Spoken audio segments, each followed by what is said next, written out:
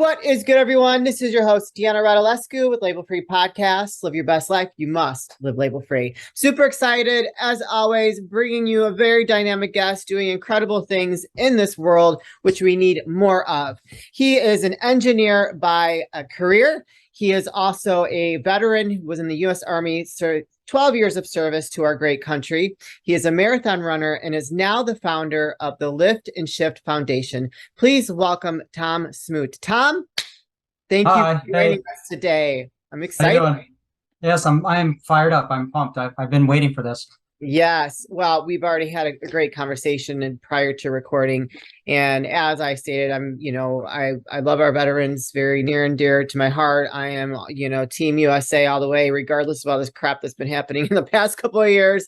So I just want to say thank you for your service. And I know my audience appreciates you as well. So I want to kind of get into, your service in the Army and because I think that's what has brought you to creating this incredible foundation. So why don't you tell us a little bit about your career in the military? Ooh, gosh. Wow, it feels like a different life. Well, I mean, at this point, I've been out longer than just about as long as I was in this. So I left about a decade ago. Wow, wow. That's weird to say sometimes, but so I joined the Army actually before 9/11. I wanted to go back to school. I was a bartender at a beach resort, and you know my Wow, parent, bartender beach resort.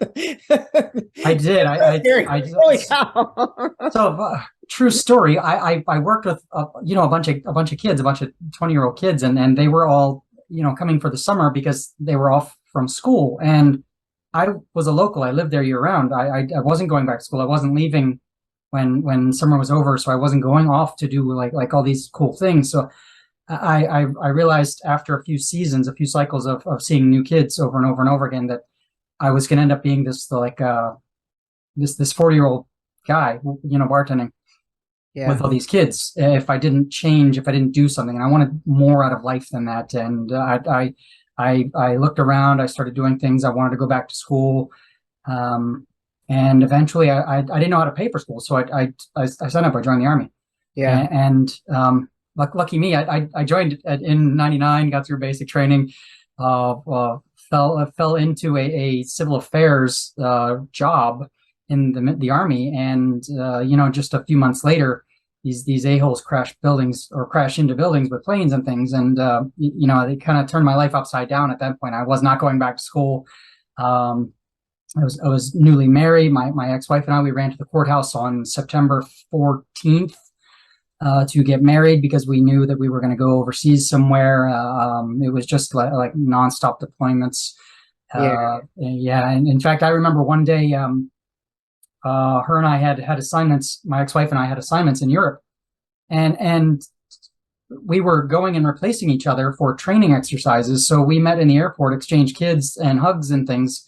I took the kids, went home for like a month, and she went Wow. off to Europe, in the airport. So just amazing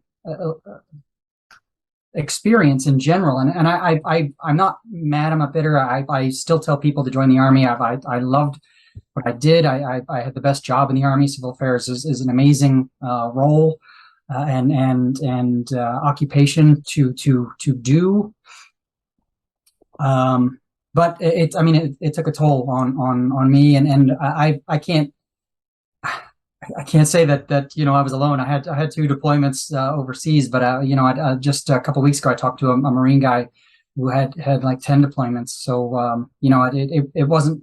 It's not just my story. Yeah. It's a story you'll hear over and over and over from people who enlisted around 9/11 or because of 9/11, and Well, enlisted in general. I mean, and that's why I think it's so important to support veterans.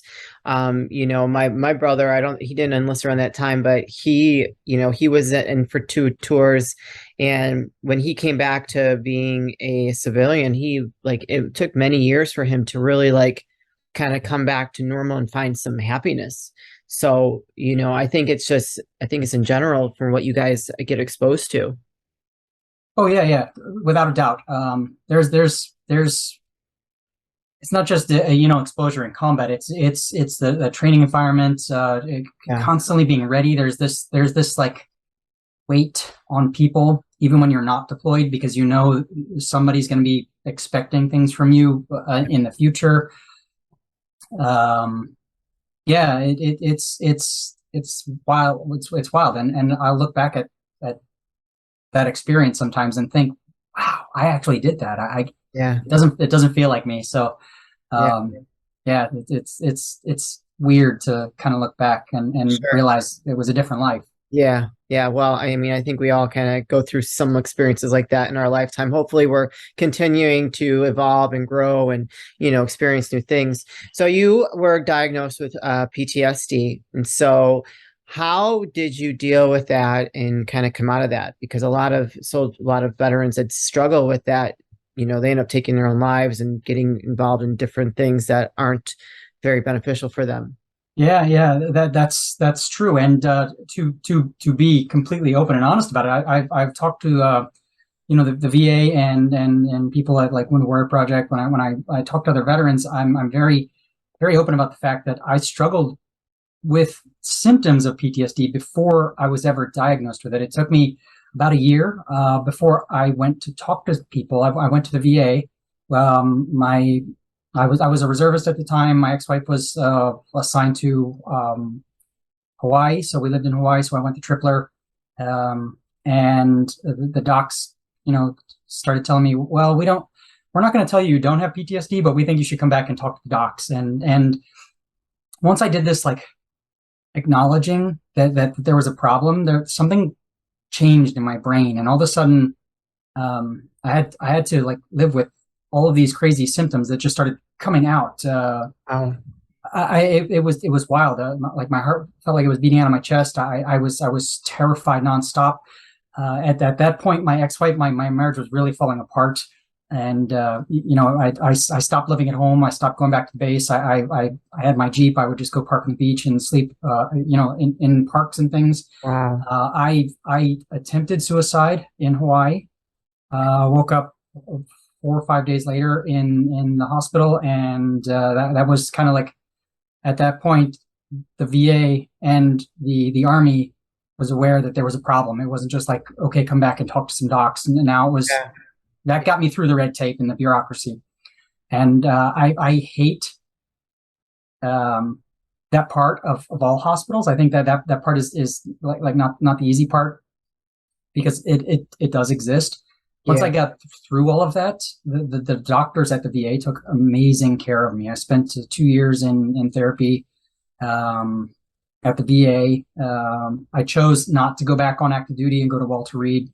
You've probably heard there's like this warrior transition brigade, or the place where they let everybody go back to active duty to get treatment for things that happen. And when all of this happened for me, it was when Walter Reed was the building with the bad story. It was like the leaky plumbing and everything else that was going on with the old building before they moved to I think it's Bethesda now. But yeah, so I reached out to a couple friends who were there, and they told me, no, don't. It's not as fabulous as it sounds. Yeah. So I took the option. Instead of going back on active duty for treatment, I opted to stay as a reservist and go to the VA to be taken care of for PTSD, and they did amazing. We actually did this this exposure therapy where they put me in a room with a virtual reality headset and put me back in a rock, basically, and the whole room was built on this platform where it shook, like the whole platform would shake, Wow. and it would put out these smells just like burning rubber and gunfire and everything Yeah. else. And it was such an amazing experience. After the fact, like I can look back now and laugh, but the the physical responses I had to something that I knew was like just like a video game, just like Call of Duty, was amazing to me. And I'm grateful for the doctors who had patience to keep waiting for me to try to do something harder and more complicated. But yeah, it's something I will also tell people when you kind of like hit the bottom, you really have to look back and look at yourself and say, like I could not handle my symptoms by myself. So when the doctors show up, I should just shut up and do what they say. Yeah. Wow. And that was probably the best thing for me, in all honesty, was just to, whenever the doctor told me to do something hard, I just like put my head down and did it. And yeah, it's been a great response. Yeah. And just listening to the people who know what they're doing. Hey Dad, how you been? What's going on? Well, not too much. Spring cleaning time. Well, did you weed whack? Did you get the carpets cleaned? 'Cause I know Mom's all about that, so I want to make sure we're ready to go. Well, yeah. I got the gutters clean. That's about it. That's it? Well, when I said weed whack and all that and the carpet, I kind of meant like the MANSCAPED 4.0. It's a little more personal. I understand. Yeah. Works awesome. Have you tried this? I have tried it and it works wonders. It really does. Yeah. Okay. This is pretty cool. And see, it comes with an LED light, and I understand it's waterproof. It is waterproof. It works well. I tried it. It's a good product. It's a great product. I've tried other ones, and they're just so noisy, and they don't cut very well. Wow, that's really good, Mike. Where do we get this? Well, you can get it at manscaped.com, and while you're at manscaped.com, you know that we got a code, so we get it cheaper. Really? Yeah. What kind of a discount can we get? We can get it at label-free 20, and it gives you 20% off the product, and it gives us free shipping. And I've tried some of the other products there because they got these all new premier products. Like this here, it's a deodorant. Now, is it for underarm or other places, or I tried, but it's for the underarm. Okay. That's where it's at. And you can also get it at manscaped.com. Same code. We're using the code again. Label free 20. Label free 20. 20% off and free shipping. Free as shipping. well. I mean, how can you go wrong with that, right? Wonderful. God had bigger plans for you. So you are an engineer now by trade, right? And you are a marathon runner. So I'm sure that kind of helps too, going for those runs. But now you've also created this incredible foundation called Lift and Shift, and it is specifically for veterans, correct? It's yes, it's an IRS approved 501c3, and we give back to the veteran community. I struggled with a bit of survivor's guilt, and I wanted to find ways to give back. I was very, very big into nonprofits, and spending a lot of my time with other veterans to begin with. And when I went through school, my engineering degree, I started sitting in all these classes, and it was really weird to me because everybody looked like me but younger. I was like the only white dude in all of these classes. There were no girls. There were no like it was just all white guys, and they were all like 18, maybe 20. It was off-putting to me, and when I started talking to other veterans about going back to school, nobody was talking about going for things like engineering. And I didn't understand why, because it's not that hard. It's just a lot of math. And once you prove that you can do the math, you can use a computer to do it for you. So yeah, exactly. And I was all for that. I wanted more engineer veteran friends so I could talk to about this kind of stuff. But honestly, it was a way for me to help other veterans find a better quality of life afterward, because engineers are not digging ditches, not like Army engineers that dig ditches, but like an electrical engineer or a mechanical engineer or a biomedical engineer. They sit at desks and build bridges and phones and things, and that's not really a bad gig, to be honest at all. So I see a lot of other veterans struggling, bouncing from job to job, and there are so many statistics out there that say that over half the veteran workforce leave their first job in the first year. There are all these difficulties with the transition in general from military to civilian, and family issues, job issues, training issues. They all kind of like coalesce into this like massive problem with all these tentacles that reach out everywhere. And I just, it bothered me because I was in the same boat. Like nobody said you should go be an engineer. Yeah. At the VA, they said, here's your benefits. Go do something. Yeah. Right. So the whole premise of the nonprofit is to provide support and events that veterans can do with their family. First of all, because my family fell apart when I had to face the PTSD, and if I'd had a program where I could go play with my family with like building robots and stuff, it may have changed things for me. But also it gives veterans a hobby, something to do to take their mind off of the spiraling bad thoughts. It also gives them kind of like this taste, like, oh, I want to try this. Maybe engineering is right for me. Maybe computer science is right for me. Maybe I can go try these things without the expense. We can go to like a whole day workshop. We can get some food. We can play with our kids, and before you know it, at the end of the day, you built a robot that escapes a maze. And my job as the developer of the programs, but also the host when we do this stuff in person, is to build that confidence, to make sure that everybody leaves without realizing they actually learned something, because it's actually more fun than like classroom style, like sit down and learn how to solve the sides of a triangle kind of thing.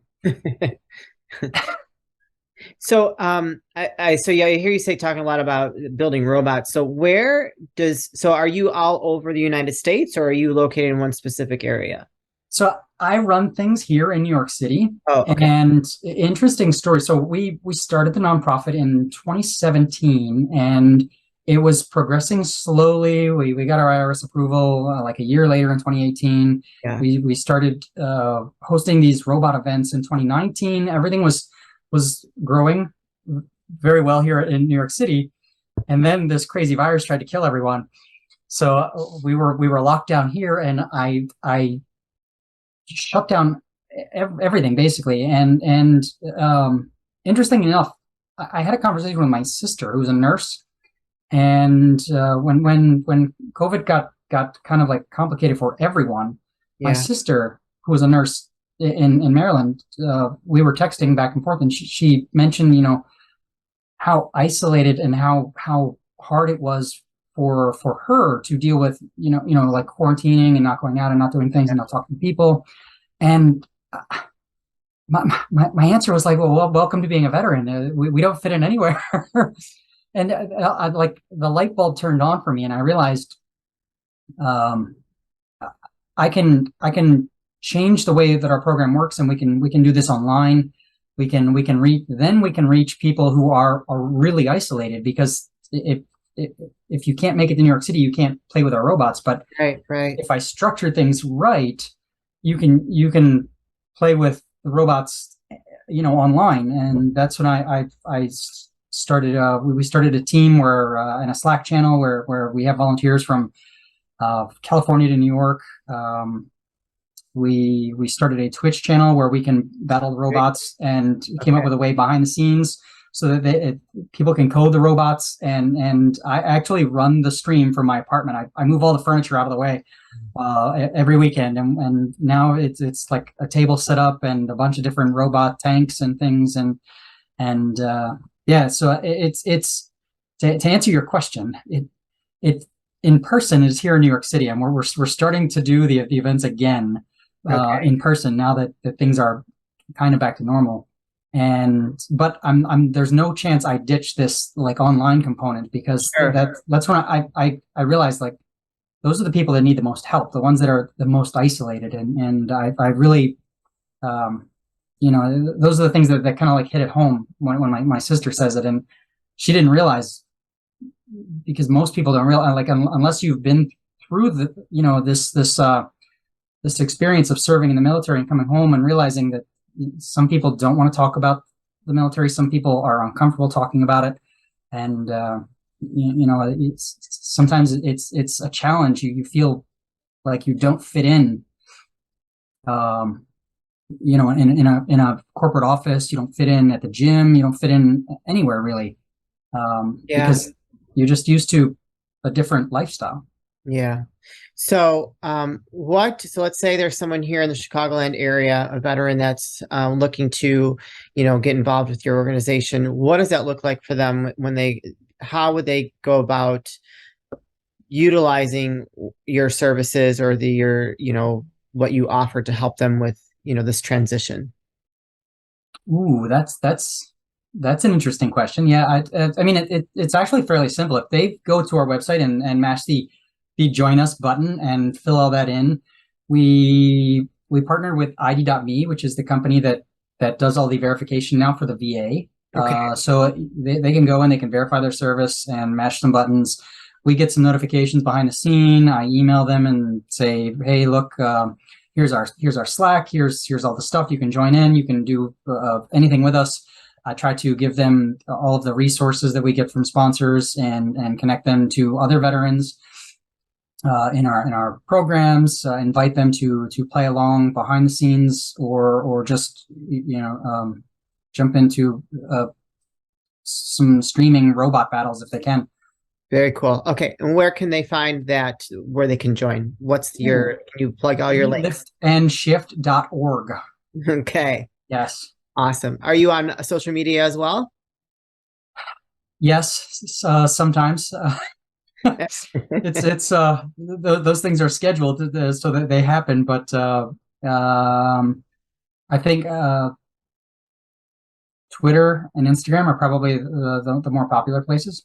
Okay. I'll make sure I put all those links in the show notes, you guys. So if you are a veteran or know of a veteran that could benefit from getting involved with Lift and Shift Foundation with Tom and his team, do not hesitate to go have them click that link and join and see if this can help them in their journey from leaving the service. And I'm assuming anybody that's interested in being a sponsor or helping support can go there as well. Yeah. Oh, yes. That works too. I'm so bad at self-promotion. That's all right. Well, you're here, so I can help you with that a little bit. I was terrible at it too. So, but we eventually got to step out of our own way and do what we're called to do, right? So, we are right about at time. So this is the point of the show. I'd like to ask for any last words of wisdom and advice. So based upon everything that you've been through and listening to your journey, sounds like it's been, an enlightening one for sure for you, and which has brought you to doing some incredible things for other veterans like yourself. What would you like to leave with the audience today? Oh my gosh. I think in line with the rest of the conversation and the rest of the things we've talked about, I have this beef with people who are afraid to ask for help. I say this a lot. Don't be afraid to ask for help. It's not a sign of weakness. It was my biggest problem was that I waited so long to ask for help and I let things unwind to the point that I couldn't control them and